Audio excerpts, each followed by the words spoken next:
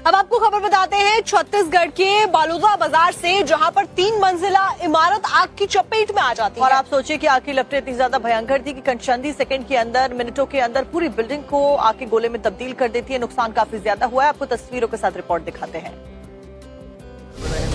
विनाशकारी अग्निकांड की इन खौफनाक तस्वीरों को जरा देखिए। पूरी की पूरी बिल्डिंग भयंकर आग की लपटों के बीच धधक रही है। लपटें इतनी भयावह हैं कि हर गुजरते सेकंड के साथ और ज्यादा विकराल रूप अख्तियार कर रही हैं, जिससे पूरे इलाके में दहशत पसरी हुई है। दिल दहला देने वाले खौफनाक मंजर की ये तस्वीरें छत्तीसगढ़ के बालोदा बाजार से सामने आई हैं, जहां भाटपारा इलाके में अचानक एक 3 मंजिला बिल्डिंग को आग की भयंकर लपटों ने अपने आगोश में ले लिया। और देखते ही देखते ये आग इतनी विकराल हो गई कि आसमान तक लपटों का बवंडर उठने लगा। और जिसने भी ये मंजर अपनी आंखों से देखा, उसकी यकीनन रूह तक कांप गई। तस्वीरों में आप साफ देख सकते हैं कि बिल्डिंग के तीनों फ्लोर पर भयंकर आग धधक रही है और डर है कि कहीं आग की ये उठती लपटें और घरों को अपनी जद में ना ले लें। बताया जा रहा है कि कुछ ही देर में यह आग इतनी विकराल हो गई कि आसपास के इलाके में दहशत मच गई। कुछ लोगों ने इस आग पर काबू पाने की नाकाम कोशिश भी की, जिसमें सेना का एक जवान भी घायल हो गया, जिसे इलाज के लिए अस्पताल में भर्ती कराया गया है। वहीं सूचना पाकर मौके पर पहुंची दमकल विभाग की कई गाड़ियों ने कड़ी मशक्कत के बाद आखिरकार इन डरावनी लपटों पर काबू पाया, लेकिन तब तक बहुत देर हो चुकी थी और बिल्डिंग में मौजूद एक कपड़ा गोदाम और मोबाइल शॉप में रखा सारा सामान खाक में तब्दील हो चुका था। वहीं अब तक फिलहाल इस आग के कारणों का कोई पता नहीं चल पाया है। अब बात पश्चिम बंगाल की, जहां पर निजाम बदले हैं तो बदमाशों की शामत आ गई है। पश्चिम बंगाल में जहां पर एक वक्त ऐसा था, आपसे कुछ महीने पहले ही देखा जाए, जब जो गुंडे बदमाश होते थे वो घुमा करते थे और लोग उनसे डरा करते थे। अब उसी पश्चिम बंगाल में इन बदमाशों का जुलूस कैसे निकाला जा रहा है, आपको दिखाते हैं।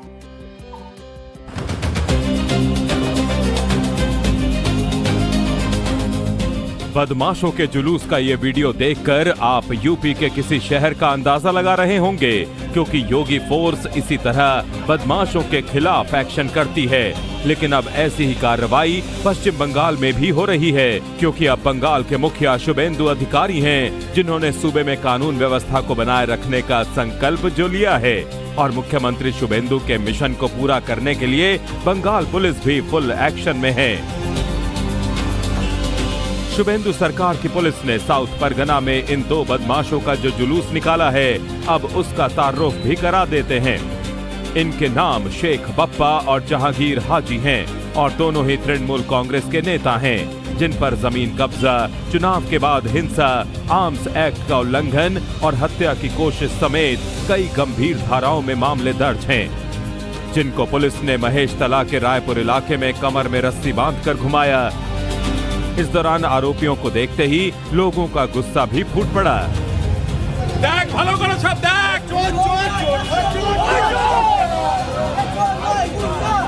बंगाल पुलिस ने कुछ ऐसा ही हश्र टीएमसी के एक और बाहुबली नेता अभिजीत रॉय उर्फ बोनी के साथ किया। पुलिस ने कांचरापाड़ा बिजपुर क्षेत्र में बनियान शॉर्ट्स पहनाकर रस्सी बांधकर परेड कराई। बोनी पर रेलवे कॉलोनी में दहशत फैलाने, क्वार्टरों पर कब्जा करने, शराब जुआ चलाने और राहत सामग्री बेचने का आरोप है, जिस पर शुभेंदु की पुलिस ने कार्रवाई की। देखिए, ये एक रेलवे क्वार्टर है जिस पर जो है जबरदस्ती उसने यहाँ पर जो है अक्वायर कर लिया था।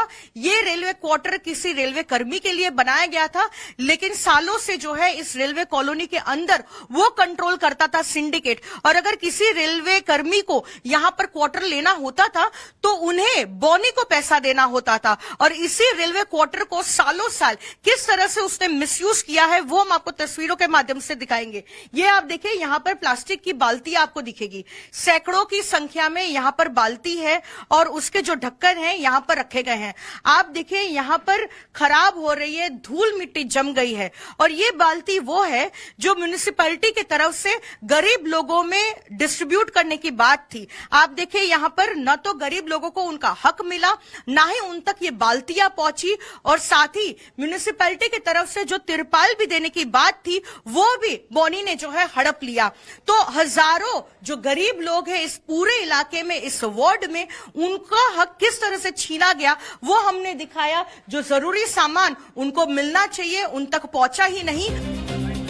बदमाशों पर हो रही कार्रवाई पर अब लोगों का पुलिस और सरकार दोनों पर इकबाल बढ़ा है, क्योंकि सीएम शुभेंदु के राज में बंगाल बदलने जो लगा है।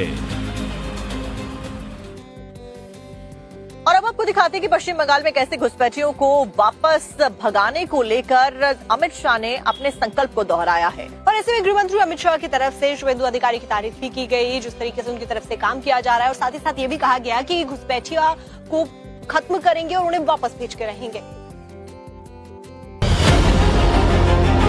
केंद्रीय गृह मंत्री अमित शाह शुक्रवार को भुज दौरे पर थे, जहां पर उन्होंने सीमा सुरक्षा को लेकर हाई लेवल बैठक की, जिसमें बॉर्डर सिक्योरिटी फोर्स के आला अधिकारी मौजूद रहे, जिनके साथ गृह मंत्री शाह ने बाढ़ से सटे सीमाओं पर सुरक्षा की समीक्षा की।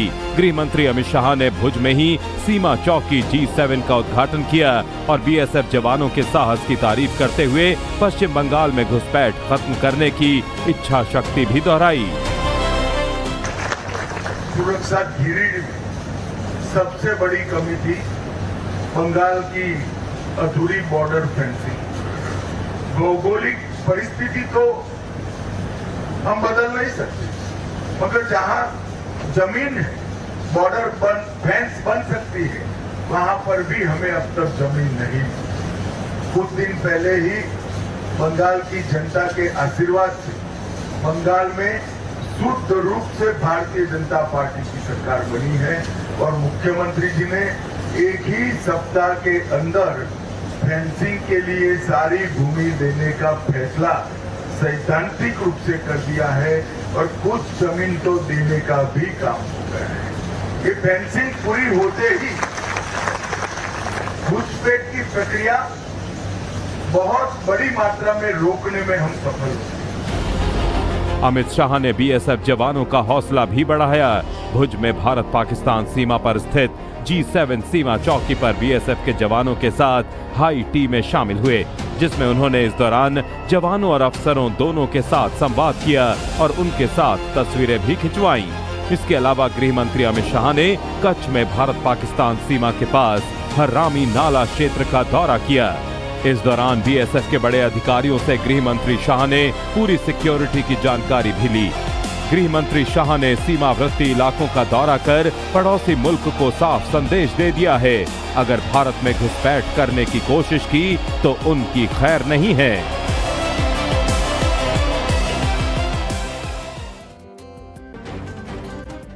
और अब बात यूपी की करते हैं, जहां पर मुख्यमंत्री योगी आदित्यनाथ और सपा प्रमुख अखिलेश यादव एक बार फिर से आमने सामने आए। तो आपको बता दें कि यूपी के मऊ में योगी आदित्यनाथ थे, उन्होंने माफियाओं के ऊपर हमला बोला और साथ ही साथ अखिलेश यादव के ऊपर भी हमले किए और इस दौरान अखिलेश यादव की तरफ से भी करारे जवाब दिए गए हैं। सियासी जंग कैसी चल रही है आपको दिखाते हैं। यूपी के मुख्यमंत्री योगी आदित्यनाथ ने शुक्रवार को मऊ में माफिया पर जो बयान दिया, जिस पर समाजवादी पार्टी के मुखिया अखिलेश यादव तिलमिला गए। आपको आगे मुख्यमंत्री आदित्यनाथ का वो बयान भी सुनाएंगे, लेकिन उससे पहले एसपी चीफ के एक्स पर उस पोस्ट की बात करते हैं जिसमें उन्होंने सीएम योगी को ही कटघरे में खड़ा कर दिया। अखिलेश ने माफियाओं पर बीजेपी का एकाधिकार करार दे दिया और पूछा कि कोर्ट ने असलहों की लिस्ट माफियाओं के नाम के साथ जो भेजने की बात कही है, उसे उन्होंने नाम के साथ भेजा है या बिना नाम के। अब आपको यूपी के सीएम का माफिया वाला वो बयान सुनाते हैं जिस पर अखिलेश यादव ने आस्तीन चढ़ा ली है। समाजवादी पार्टी तो माफिया और गुंडों के सामने नतमस्तक थी, नाक रगड़ती थी माफिया के सामने।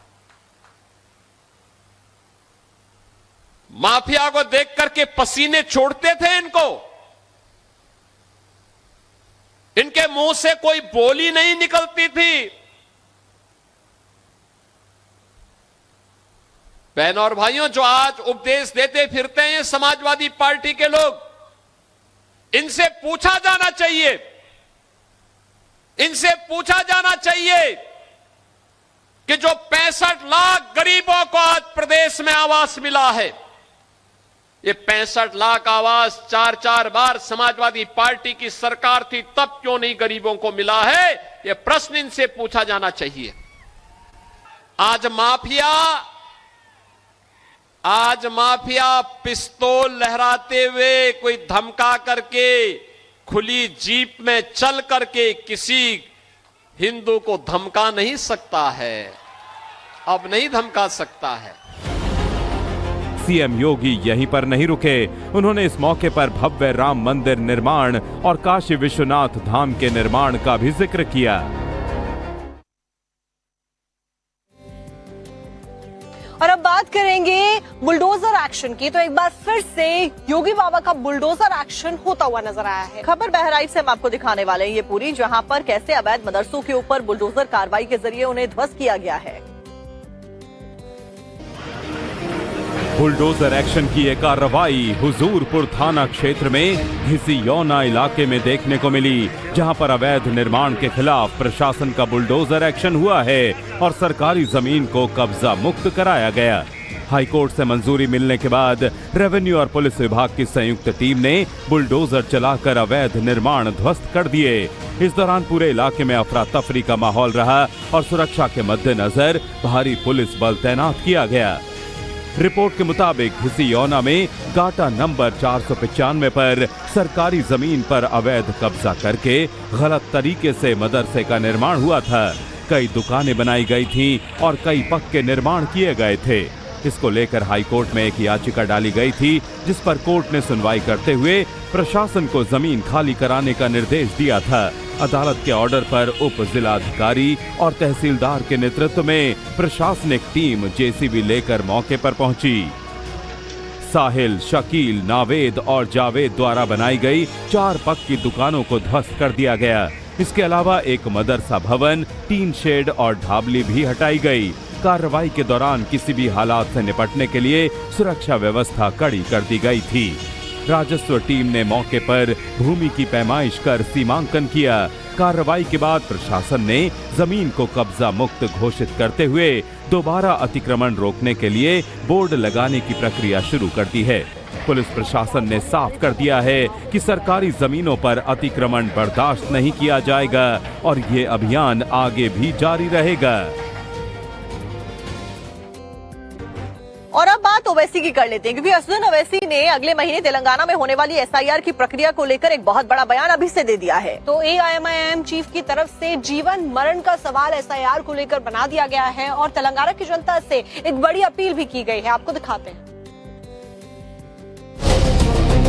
तेलंगाना की राजधानी हैदराबाद में एआईएमआईएम ने शुक्रवार को पार्टी दफ्तर में ईद मिलाप तकरीब नाम से एक कार्यक्रम का आयोजन किया, जिसमें पार्टी के चीफ असदुद्दीन ओवैसी भी मौजूद रहे। इस मौके पर उन्होंने तेलंगाना में शुरू होने जा रहे एसआईआर प्रक्रिया को लेकर अपने वोटरों को साधने की कोशिश की। असदुद्दीन ओवैसी यूं तो अपने भाषण में डरने और डरा देने की बात से इनकार करते रहे, लेकिन अपने इस 1 मिनट 42 सेकंड के इस बाइट में 3 बार उन्होंने 25 जून का जिक्र किया। ये वो तारीख है जब तेलंगाना में एसआईआर की प्रक्रिया शुरू होगी। एसआईआर शुरू होने वाला है और एसआईआर जब शुरू होगा 25 जून से, तो मुख्तलिफ वोटर्स के घर पर एन्यूमिनेटर फॉर्म के साथ बूथ लेवल ऑफिसर आएगा और वो फॉर्म उस घर पर, उस वोटर के घर पर या वोटर को देकर जाएगा। मजलिस इत्तेहादुल मुस्लिमीन ने, इलेक्शन कमीशन ने जो सहूलत दी है, हमने मजलिस के अराकीन को, जिम्मेदारों को BLA बनाया है, बूथ लेवल एजेंट्स बनाया है। तो मैं उन तमाम वोटर्स से अपील कर रहा हूं कि जब 25 जून से एसआईआर शुरू होगा तेलंगाना में, आप तमाम से मेरी गुजारिश है कि इसको बड़ी सीरियस तरीके से लीजिए। ये बड़ा हिसास मसला है और मैं जज्बात में लाने के लिए नहीं, ना आपको डराने के लिए कह रहा हूं कि यकीनन ये हमारी ज़िंदगी और मौत का एक मसला है। जब आपको BLO आकर बूथ लेवल ऑफिसर आपको फॉर्म देगा तो आप उस फॉर्म को पढ़िए।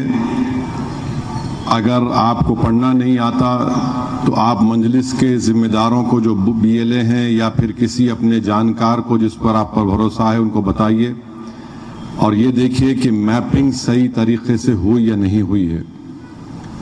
और मैपिंग सही होना बहुत ज़रूरी है ताकि अगर मैपिंग सही होगी तो जो ड्राफ्ट लिस्ट आएगी उसमें आपका नाम आएगा।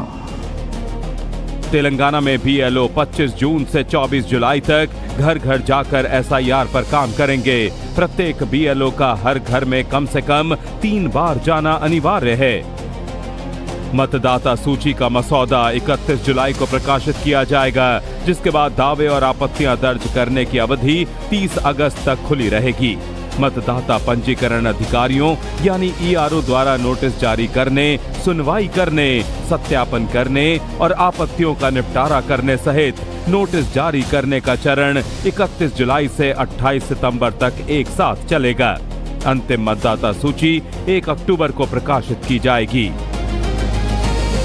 बता दें कि तेलंगाना विधानसभा चुनाव में अभी 2 साल से ज्यादा का वक्त है, लेकिन SIR की प्रक्रिया को लेकर बैरिस्टर बाबू की सियासी टेंशन अभी से बढ़ गई है।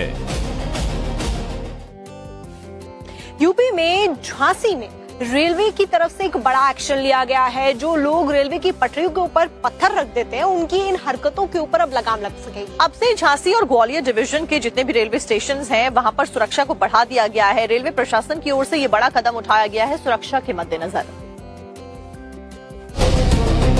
यूपी के झांसी में ट्रेनों पर पथराव, रेलवे ट्रैक पर पत्थर रखने और रीलबाजी के खतरनाक खेल पर अब हाईटेक टेक्नोलॉजी के जरिए नजर रखी जाएगी, जिसके लिए प्रशासन ने कमर कस ली है और इसके लिए ड्रोन कैमरों का ट्रायल भी पूरा कर लिया गया है। नॉर्थ सेंट्रल रेलवे ने झांसी और ग्वालियर डिवीजन में सुरक्षा को ध्यान में रखते हुए ड्रोन कैमरों की तैनाती कर दी है, ताकि ट्रैक के पास होने वाली हर संदिग्ध गतिविधियों पर नजर रखी जा सके।